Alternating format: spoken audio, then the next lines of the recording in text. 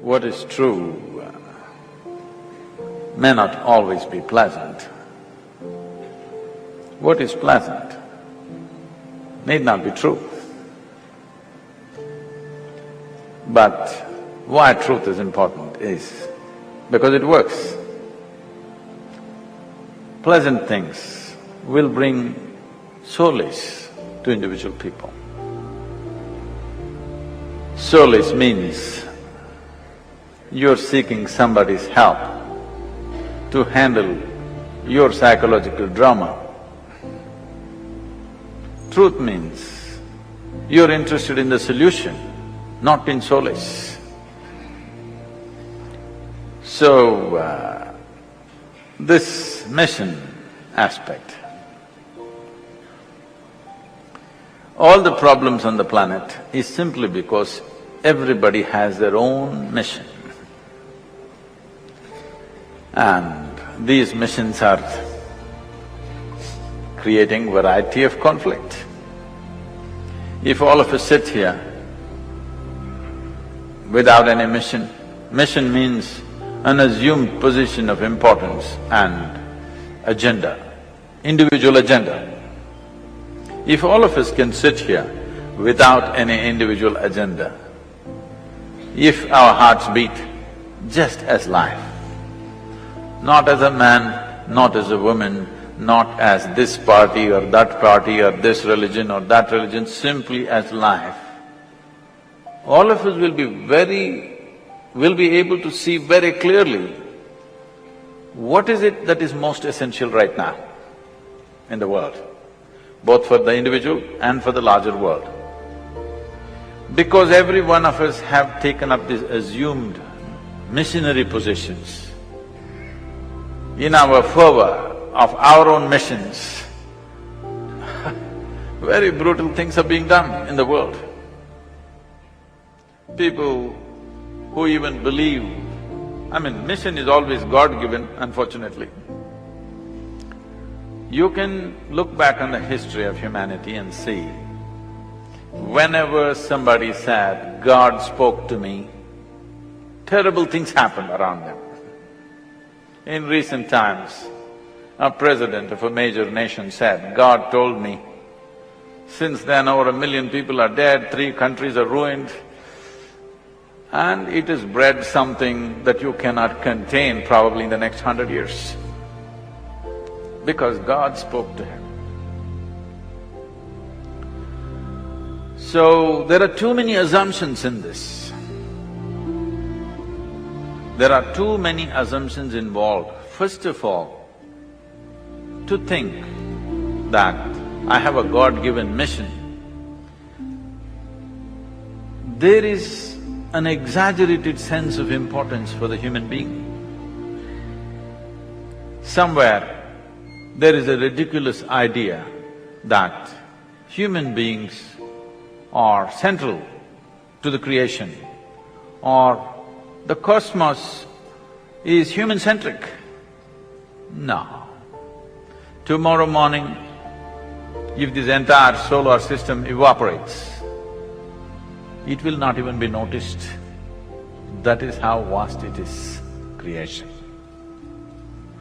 All of us, including the sun and the moon and all the planets, if we just evaporate tomorrow, it will not even be noticed, it's such a small speck. This tiny speck, which we call a solar system, in that planet Earth is a micro speck. In that micro speck, Kolkata is a super micro speck. In that, you are a big man.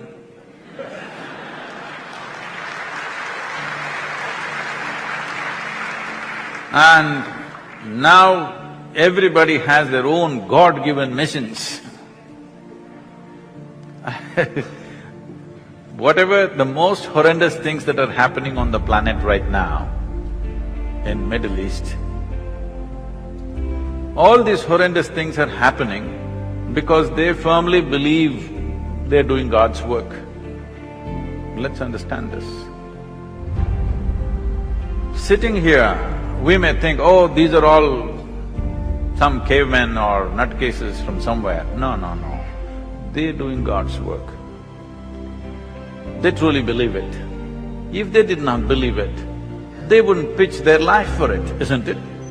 Any man who pitches his life for whatever he thinks is right or whatever he believes, you have to at least trust he's sincere about it. Is he sensible? That's another question. But is he sincere? He is. Otherwise he wouldn't pitch his life. Because it is in the very intrinsic nature of life, whether you're a man, woman, or an ant for that matter, if you try to catch an ant, he will do everything possible to save his life, isn't it? He does not think it's just an ant's life, let me shed it. No, no, no, it's very valuable for him. This is the intrinsic nature of life, that every life values itself for what it is. Now, because most human beings have done nothing about experiencing the intrinsic value of life, right now I would say most human beings are not life, they're a bundle of thoughts, emotions, ideas, opinions and prejudices. Because they have become this, now they're coming up with another idea, they have a God-given mission. There is no mission. Life is a phenomena beyond missions. It is bigger than any silly mission we can think about. It is more profound, more organic and more phenomenal than anything human mind can ever think about. Our missions, local missions we can have. Right now you can have a mission. I don't want a single home in Kolkata without electricity. This is your local mission, it's fine. But this is not a God-given mission, this is a sensible mission that you come to because so many people are living in darkness. That's fine. Everybody can come up with missions like this out of your sense. But the moment you have a God-given mission, you are a danger to the world. At 6 a.m. Hurry cooking. Get the children ready. Start by 8:30 a.m. to the office. Back from the office by 6:30. Then freshening up the children, myself, prayer, cook food, homework, sleep. In this hectic schedule, where can I fit yoga in my life? Now, you get up at 6 o'clock and whatever time you go to bed, you have a busy day. Where is the time for yoga? You have time to eat, you have time to gossip, you have time to work, you have time to take care of everything, but you have no time to take care of yourself. That's what you're telling me. Now,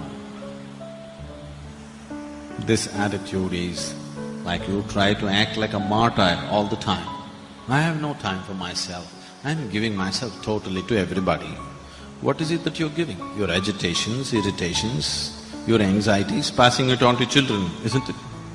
If you're really concerned about your children, if you're truly concerned about your children, creating a joyful and loving atmosphere for their growth is most important. Not providing them shiny boots, not providing them better clothes, not providing them video games, not providing them something else is important. You creating an atmosphere of joy and love around them on a daily basis, moment to moment, is more important than all the nonsense that you're providing, isn't it so? Isn't it so?